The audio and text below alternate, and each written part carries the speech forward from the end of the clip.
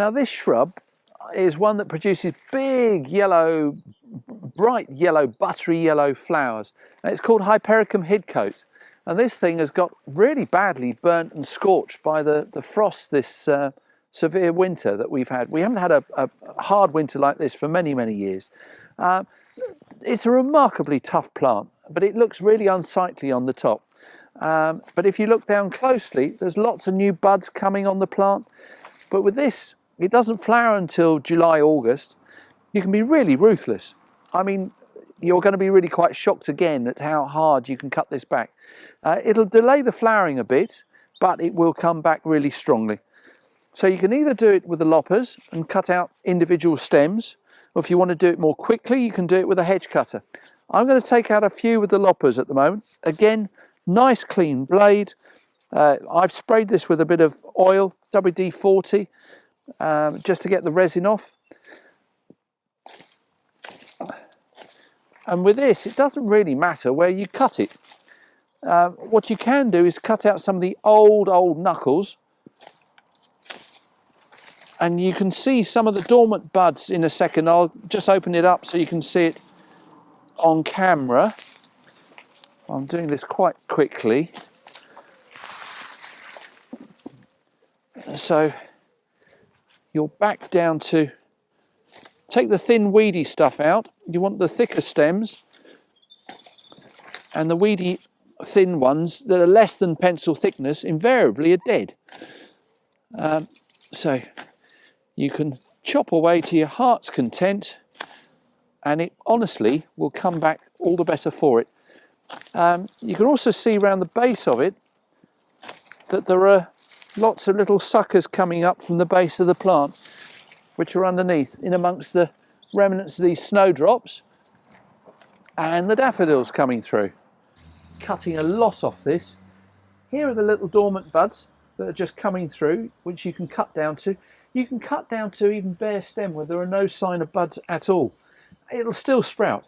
It's as tough as old boots. Hypericum hidcote, great bright yellow flowers, really good for the bees and the wildlife as well. It normally is semi-evergreen, but as you can see after this winter, it's actually lost virtually all its leaves. I'm going to continue cutting this right back. If you wanted to, you could cut this to the ground, but you would have virtually no flowers for the first year, and then next year it would come back as a really nice, neat, tidy bush.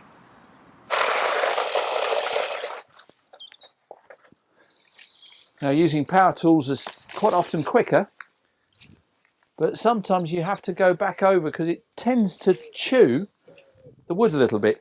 So the ends can get a bit more damaged where it doesn't actually give you a nice clean cut. So you can go over it afterwards with a pair of secateurs just to tidy it up. Let's come over the top of this one.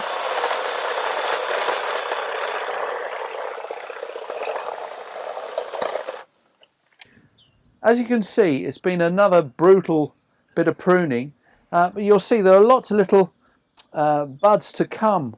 And these little dormant buds, like these ones here, will grow like mad this year on this Hypericum hidcote. So there will be a load of flower late in the summer. The other benefit from doing this is it's opened up the back of the wall, and on the wall is a climbing rose, which is going to be a lot happier now that it's got a lot more light to get to it. And there's a honeysuckle as well. So I'm just going to tidy up this little rose a little bit and actually be, again, fairly ruthless. I'm cutting the top out of this just to tidy it up and get rid of some of these little tiny little stems.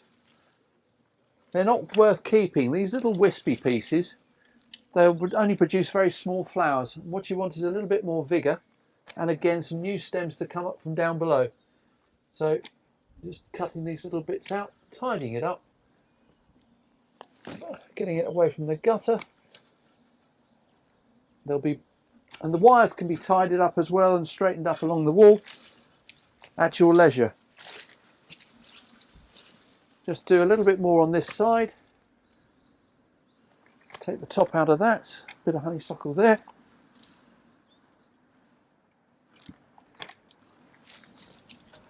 We thin that out completely again, so it's all got a bit more light. Any dead wood to come out.